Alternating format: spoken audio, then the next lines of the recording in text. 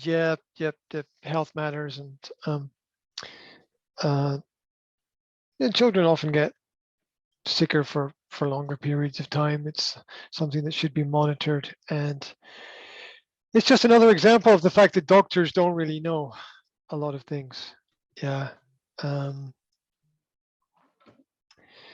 have you seen the experiments with water molecules, where if you take a glass of,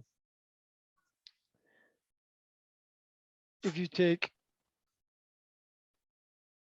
2 glasses of water with flowers in them, No. and you basically focus on one glass with all your positive thoughts and ideas, Mm. and focus on another glass with all your negative thoughts and ideas, that negative, the flower with the negative, the flower in the negative glass with the negative water, well, the flower will die, right? Yeah. And there have been a lot of scientific experiments where that's been repeated again and again and again. Mm. And this is because the water molecules change shape depending upon the emotions and the vibrational frequencies in their environment. And that also matters. But doctors don't tell us this, and they don't talk about it because it's less scientific and more spiritual. Mm.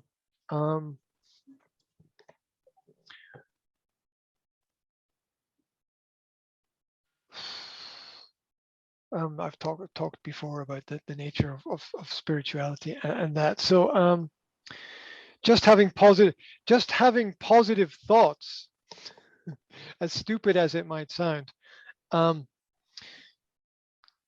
sometimes help our children more than worrying about their health, because sometimes Mm. the worry and the fear creates negativity around what is going on, and perhaps for some people, in some cases, that might be enough to make a difference. That's why people pray, right? Or that has different forms in different religions. Mm. Meditation is similar but different. They kind of work in opposition to each other. Anyway, there you go. So having to take care of children while working is always a little bit of a problem. And the fact that they can't be in school because they might be a little bit ill is it just adds to those issues.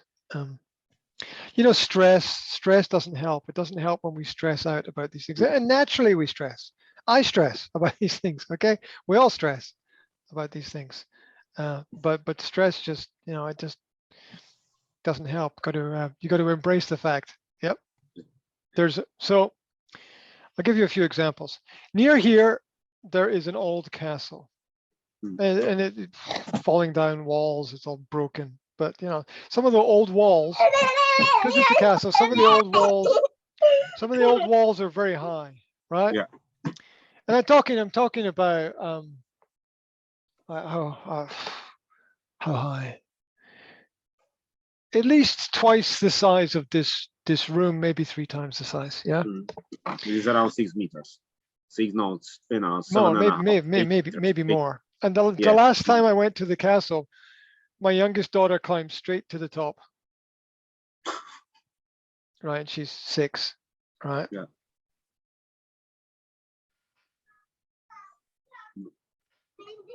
And I was at the bottom. I was like, how are you going to get down?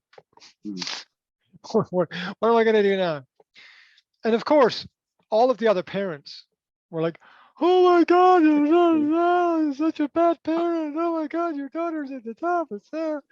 And I was like, well, you have to trust the kids, right? Now, as we've talked before, trust, but be observant, and Yeah. scan for dangers. And be aware, and children might not see all of the dangers. Fair enough. So now imagine, like we imagine this wall that's, say, I don't know how many, like 6-10 meters high. Okay, now imagine a wall that's twice as high. Big old castle wall is twice as high. So last time I was at the castle, there was a little boy who climbed up to the top of that wall and then walked along the top. And his mother was at the bottom. And we're talking really high. I mean, really, really, really, really high, massive wall.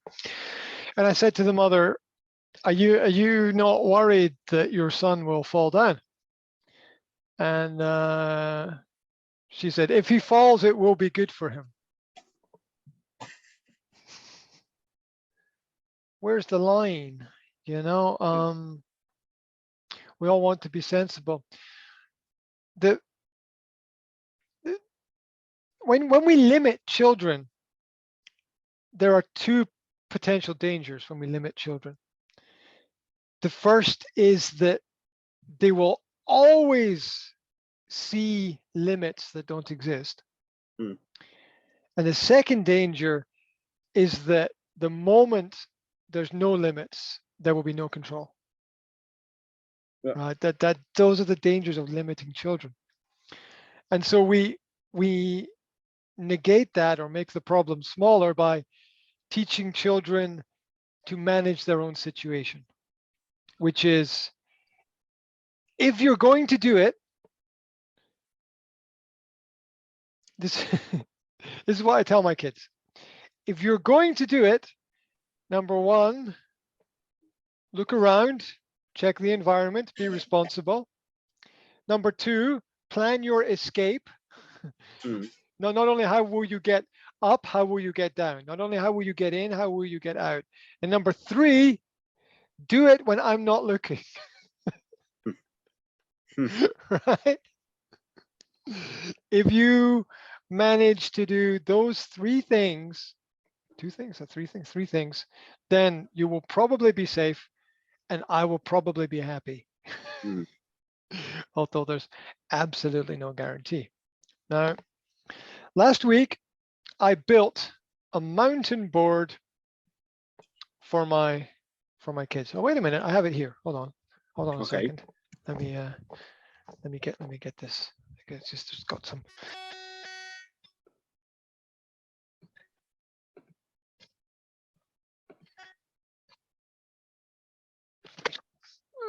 Comparison. There we go. Yeah. So this is my larger than normal skateboard. This is my classical skateboard, but it's larger than normal. It's a bit bigger, yeah, because it's got extra parts attached to it. It's actually a surf skateboard. Yep. And this is the mountain board, right? Yeah. So you can see the mountain board's a bit obviously the skateboard wasn't big enough, so I built a mountain board. Called a mountain board because you're supposed to use it on mountains. Now, when my kids saw this, they were like, wow. And me being me, didn't think too much about this.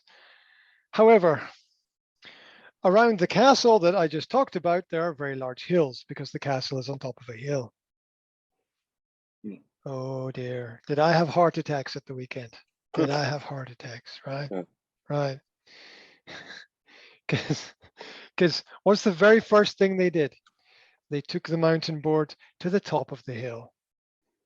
And then they sat on it and they went down as fast as possible.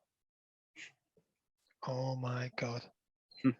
Oh my God. Like ba-doing, and me just imagining broken legs and broken arms, and because it was fast, right? It was fast.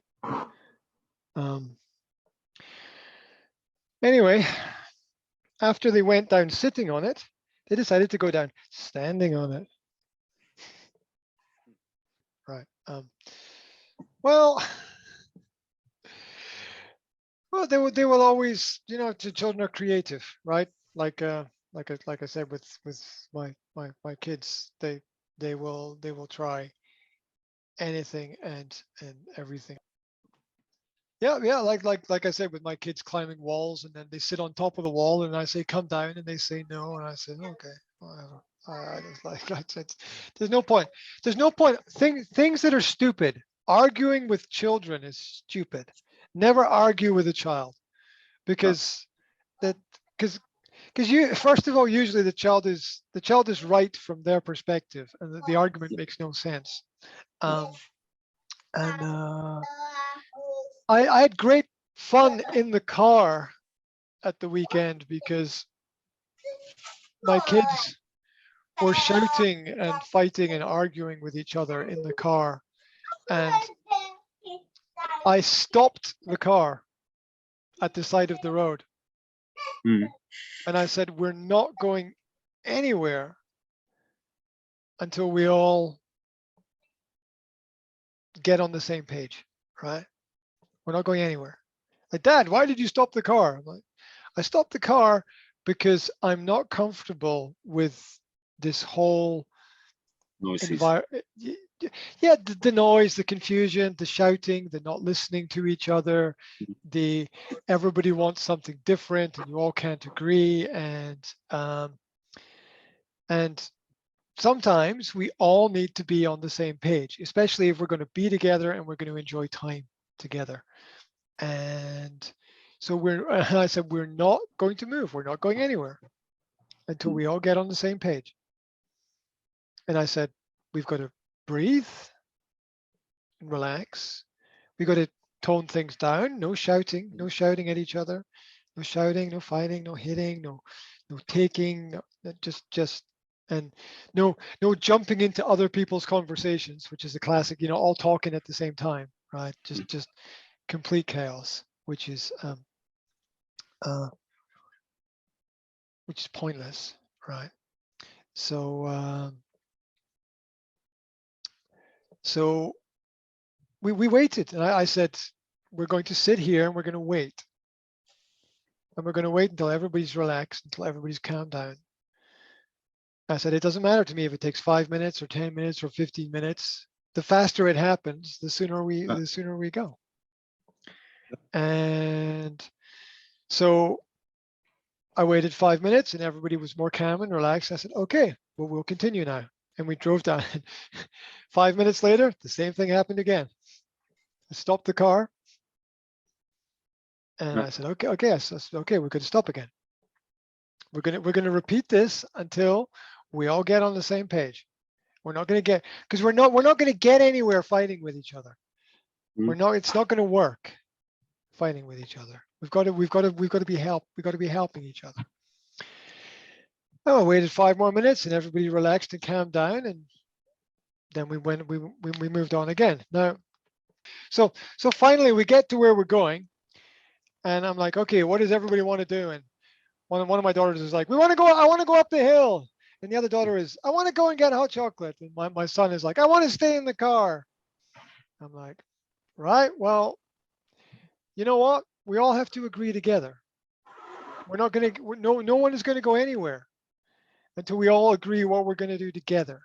We have to, I'm like, we have to work as a team. Yeah. Yeah, we all want different things, but to get these different things, we have to work together. And when we work together, we can all get everything. And we'll get it faster if we help each other than if we fight with each other.